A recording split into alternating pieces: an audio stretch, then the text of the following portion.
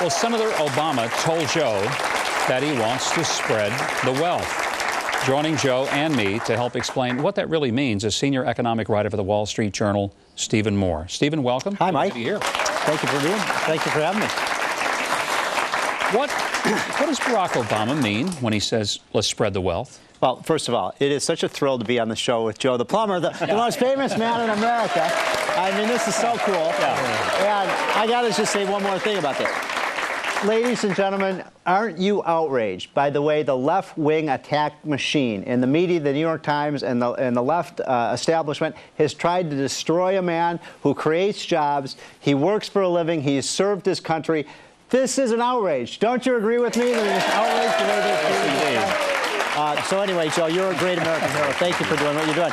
And the whole point of your question was really the question that's on everyone's mind, Mike. It's how do you create more jobs if you're going to tax the businesses that create the jobs? My old friend Dick Armey, who I used to work for, used to say, liberals love jobs, but they hate employers. You know, you can't have one without the other, right? And so I think that was really the heart of your question. And you know what? Barack Obama has never answered that question. How are you going to create more of these jobs when people like you are trying to grow a business? You know, if you make $250,000 for a businessman, that's not that much money, Mike. And I looked at the statistics.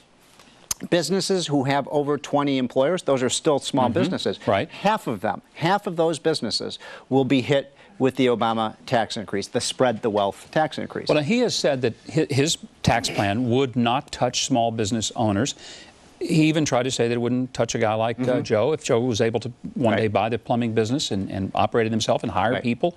Tell me, though, how it would affect a person in business, small business, and what he would do. Well, first of all, I heard Barack Obama talking about you the other day, and he said, I don't know too many plumbers who make $250,000. By the way, his tax plan would actually affect any business with income over $200,000, just to be precise. Yeah. But in any case, it's true. There's not that many plumbers who make over $200,000. But if, let's say Joe decides he's going to create a business, and he's going to go out and hire 5 or 6 or 7 or 8 other plumbers, he's building up a business. Now all of a sudden it's certainly plausible that he's going to have $500,000 of income. And if you have $500,000 income under the Obama plan, that's going to cost you $30,000, $40,000 of extra income tax. That's probably going to mean, Mike, that you're going to have to lay off one of those workers. So this is not a pro-jobs platform, in my opinion. Well, there's actually more to that. I mean, not just with the taxes, but with his health. Well, good point. Yeah, I mean, really good point. You know, the employer's going to have to pay the health tax. He's not going to be able to hire as many people, or he's going to have to lay people off. I mean, so it hurts small businesses again. Yeah, and that's a really good point because,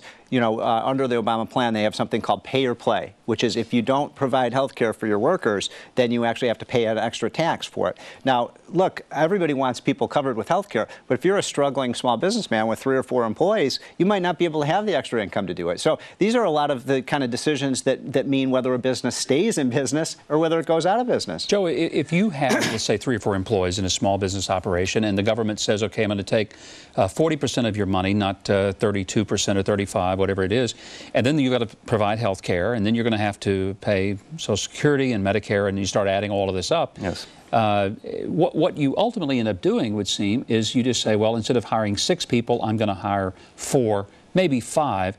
That means somebody doesn't have a job that would have had a job had the government not spread the wealth. Well, exactly. And I mean, that's the crux of the whole problem right there. And essentially, what if you're just a 2 or 3 man operation? If you got to pay health insurance on 2 other guys, and so your profit's $30,000, why even have a business?